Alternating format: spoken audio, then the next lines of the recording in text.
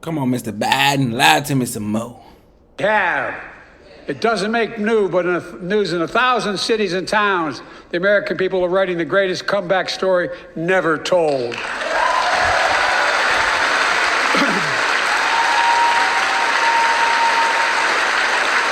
So let's tell the story here. Tell it here and now.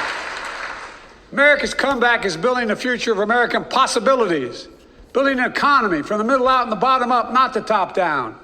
Investing in all America, in all Americans, to make sure everyone has a fair shot, and we leave no one behind. The pandemic no longer controls our lives. The vaccines that saved us from COVID are now being used to beat cancer, turning setback into comeback. That's what America. The COVID vaccine is used to beat cancer. I didn't know nothing about that. That's news to me. Does. That's what America does. Didn't he say leave no person behind? That's what America does? I live in Atlanta. I see a lot of homeless people on the streets.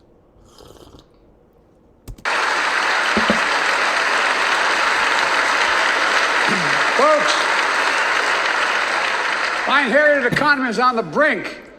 Now our economy is literally the envy of the world. 15 million new jobs in just 3 years, a record. Unemployment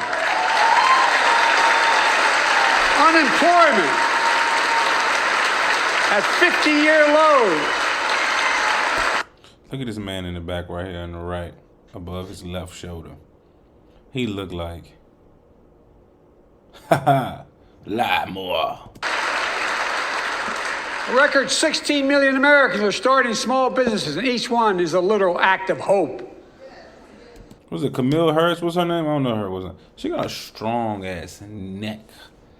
Like she's been just sitting there for years, just listening to lies. Just a strong ass neck. With historic job growth and small business growth for Black and Hispanics and Asian Americans. Don't lie on me. 800,000 new manufacturing jobs in America and counting.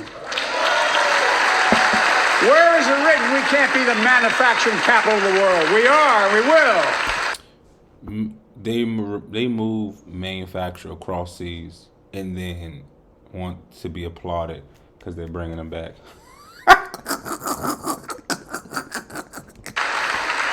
Beautiful. More people have health insurance today. More people have health insurance today than ever before. The racial wealth gap is as small as it's been in 20 years. Wages keep going up, inflation keeps coming down. Inflation has dropped from 9% to 3%, the lowest in the world, and tending lower.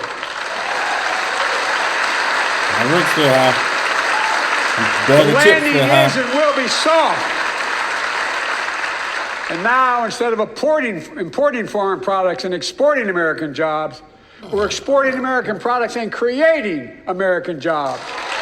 Right here in America, where they belong.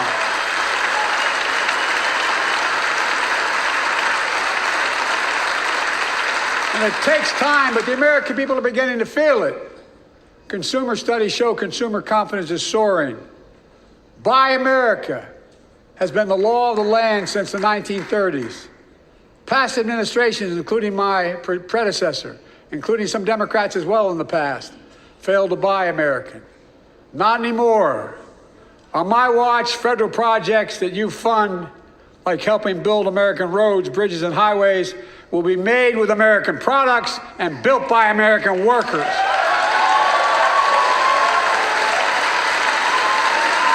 Creating good-paying American jobs.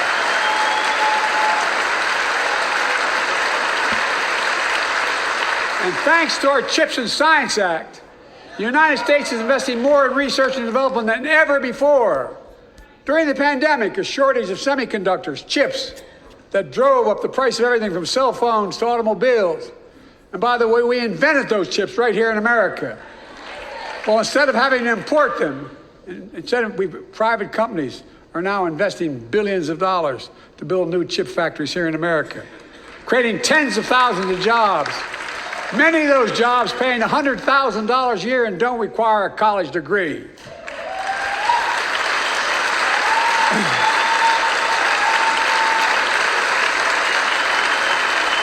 fact, my policies have attracted $650 billion in private sector investment.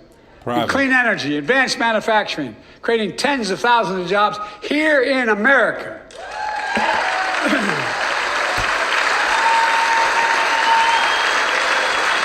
You know what I think, like, one of the problems is? I think one of the problems is creating jobs. I think there should be less jobs. You know, I feel like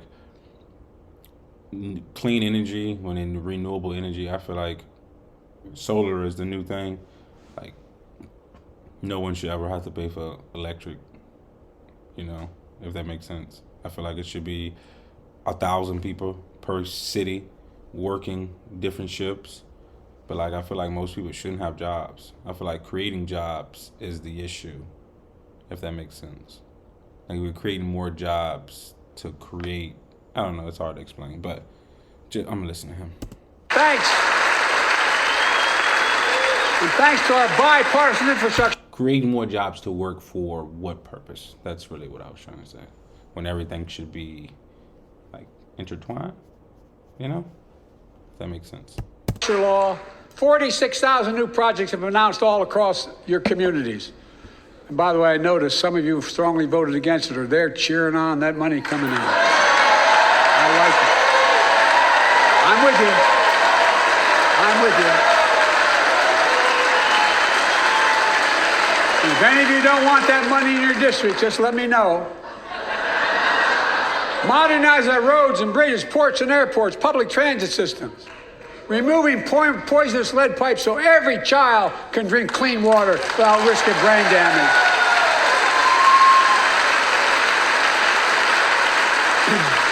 Providing affordable high-speed internet for every American, no matter where you live, urban, suburban, or rural communities, in red states and blue states. Record investments in tribal communities. Because of my investment in family farms, because I invested in family farms led by my Secretary of Agriculture, who knows more about this than anybody I know, we're better able to stay in the family for those farms and their children and grandchildren won't have to leave home to make a living. It's transformative. The great comeback story is Belvedere, Illinois, home to an auto plant for nearly 60 years. Before I came to office, the plant was on its way to shutting down.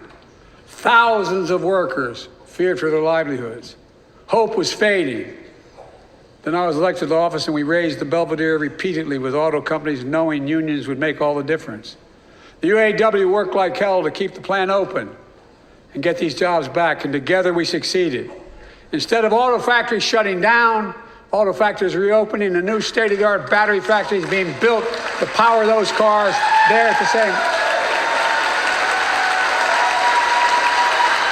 He just so old.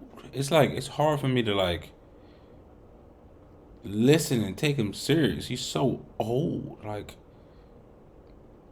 it's like listening to my grandpa saying, hey, man, work hard until you're old, man. It's like, I can't relate to you. Like, Joe Biden ain't have to lift his leg up in the last 60 years, you know? Like, he's had assistance and help for the last 60 years. He's not, I don't know, it's hard to really explain. When you listen to these politicians and stuff like that, I have, like, a hard, like, time listening to them because it's just all, like, just fabricated in a sense. Like, for the last 40 years, he's known what he's going to be doing, you know, in the Senate and all, whatever he does, government, whatever he does, the last 40 years.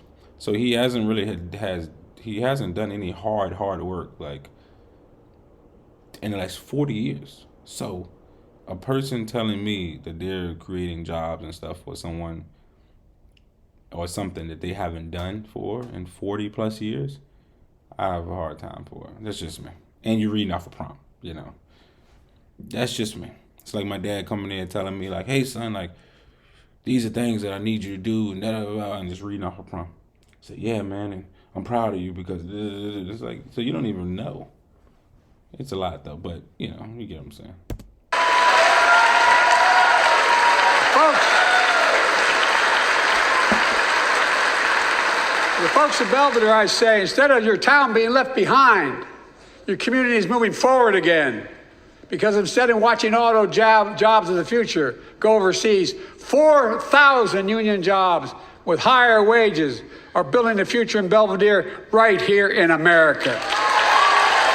You know, when they talk about like plants and stuff in small areas and rural areas and stuff like that, like the plant is creating like product and outsourcing it. But it does a little bit for the community, but it doesn't do but so much. Like say a DuPont goes there with that battery plant. Like at that point, the only thing that's making a bunch of money is DuPont and that power plant or that battery plant. That's it. Like the people at any point in time, if the companies go bankrupt or the company wants to sell it, they can fire everyone. So it's like there's no like you're saying you bring in jobs, but like the underlying thing is that at any point in time the companies can shut down, don't have to pay you nothing. They don't have to do like literally can say, hey, we're shutting down in 2 weeks. Boom. You know what I'm saying? Like he talking about all these battery cars and all this. Like if in the next 5 years we go back to gas, then poof, it's gone. So it's like all like I don't know. It's hard to explain. They just like fluff a bunch of stuff. It's just fluff. Instead of like moving toward the future. Like I feel like cars should be like out of the picture, if that makes sense. I feel like it should be more like trains, which would make it easier. Less parking lots, less parking garages, all that. And it's like more space to like actually intermingle with people. But what do I know?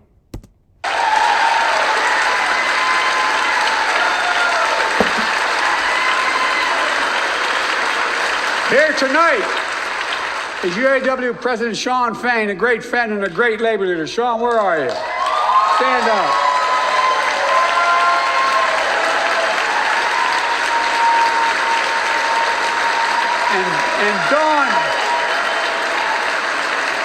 And Dawn Sims, a third generation worker, UAW worker at Belvedere. Shawn, I was proud to be the first president to stand on the picket line, and today, Dawn has a good job in her hometown, providing stability for her family and pride and dignity as well. Showing once again, Wall Street didn't build America. They're not bad guys. They didn't build it, though. The middle class built the country, and unions built the middle class. Wall Street. Wall Street is where slaves were sold. It's not funny. Wall Street is where slaves were sold. So it literally was the reason America, that it literally was built off slavery. So it's like, there's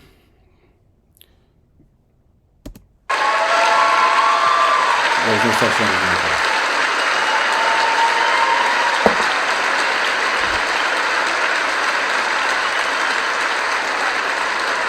I say to the American people, when America gets knocked down, we get back up. We keep going.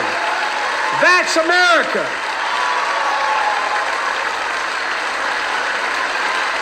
That's you, the American people. It's because of you America's coming back. It's because of you our future is brighter. It's because of you that tonight we can proudly say the state of our union is strong and gay. I'm voting for Trump. I want Trump. Trump gonna tell us the truth. I want Trump. I want Trump. Trump gonna tell you the truth. I feel like this man just lied to me for the last 8 minutes, 12 minutes, 14 minutes. I want Trump. Trump me to death, because I want Trump. But I want Trump. I'm getting Trump. Come on, Trump.